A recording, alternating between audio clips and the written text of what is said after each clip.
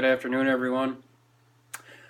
My name is Matthew Hochschild, and I'm excited to present to you my final informative speech, which is on Dr. Martin Luther King Jr. I'm going to open up with a quote.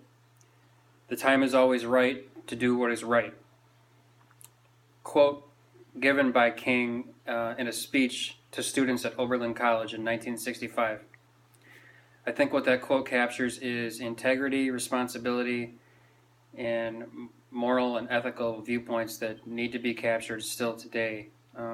It's a quote that will remain timeless and useful forever. Some questions I have for you are, how old are you? Do you actively help other people? And do you struggle with adversity? The reason I ask about the age is that Dr. King only lived to be 39 years old.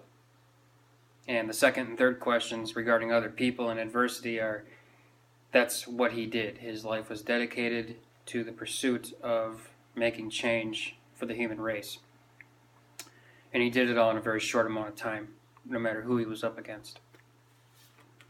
This happens all too often, and I think history has shown us that when you do what needs to be done and you go against the grain, you're going to come up against a lot, and you might not live as long as you deserve to be.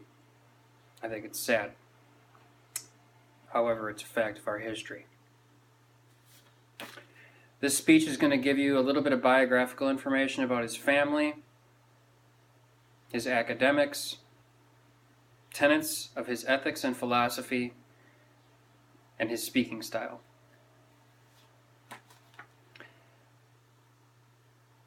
His father, Martin Luther King Sr., was a pastor, and his mother, Alberta Williams King, was a school teacher.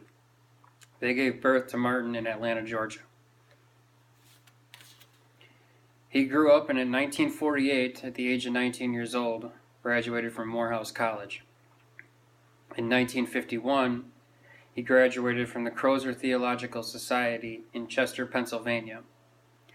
While he was there, he was distinguished with 2 honors: the Pearl Pfaffner Award Scholarship and the J. Lewis Crozer Fellowship.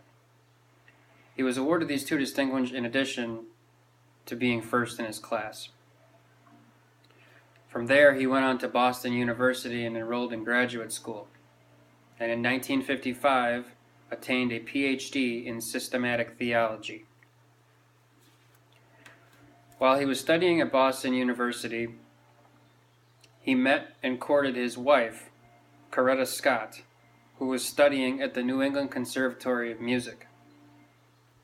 In 1953, they married, and they had 4 children: Yolanda Denise, Martin Luther III, Dexter, and Bernice Albertine. King had an extensive career that gave rise to his position as a humanitarian, a moral compass, and a leader of men and women. He was the pastor of the Dexter Avenue Baptist Church in Montgomery, Alabama, from 1954 to 1960. During this time, he was elected president of the Montgomery Improvement Association.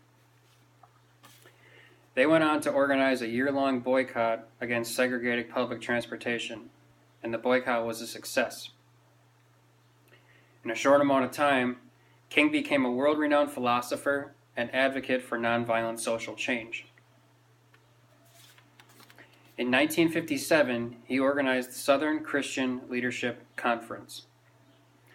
Located in Atlanta, following 1960, it became the base of operations for all civil rights activities. Another reason he needed to be in Atlanta was that he elected to take a position as co-pastor alongside his father of Ebenezer Baptist Church. The major ideas of his speeches were the very essence of his career and created the importance and image of him as a public speaker. His main concepts were hope, civil rights, via nonviolent protest and assembly. He is well knowledgeable and versed in the Constitution and the Bill of Rights. He had 2 notable accomplishments in addition to what most people already know about him. In 1963, Time named him their Man of the Year. And in 1964, he achieved the Nobel Peace Prize, and in fact was the youngest laureate in history. King has an impeccable speech delivery method. His talks were expertly crafted, and he had excellent improvisational ability. He is one of the most effective speakers in the history of our civilization. His techniques included, but are not limited to, connotative meaning, vivid language, imagery, metaphors, rhythm, repetition, and alliteration. I'm going to give you an example from his I Have a Dream speech, and then point out the different variations that he uses. We cannot turn back. There are those who ask the devotees of civil rights, when will you be satisfied? We can never be satisfied, as long as the Negro is the victim of the unspeakable horrors of police brutality. We can never be satisfied as long as our bodies, heavy with the fatigue of travel, cannot gain lodging in the motels of the highways and the hotels of the cities. We cannot be satisfied as long as a Negro in Mississippi cannot vote and a Negro in New York believes he has nothing for which to vote. No, no, no. We are not satisfied, and we will not be satisfied until justice rolls down like waters and righteousness like a mighty stream. An example of the rhythm in that section is we cannot. Goes back and comes back again. Also repetition. Alliteration and connotative meaning, motels of the highways and the hotels of the cities. Simile. Until justice rolls down like waters and righteousness like a mighty stream. Metaphor. Negro in Mississippi cannot vote, and Negro in New York believes he has nothing for which to vote. I think personally, for me, repetition, we cannot, is the most effective and memorable part of that speech. In conclusion, standing up for the truth is difficult but possible. It is necessary and inevitable in order to see progress within the status quo of society. Knowledge combined with action is power.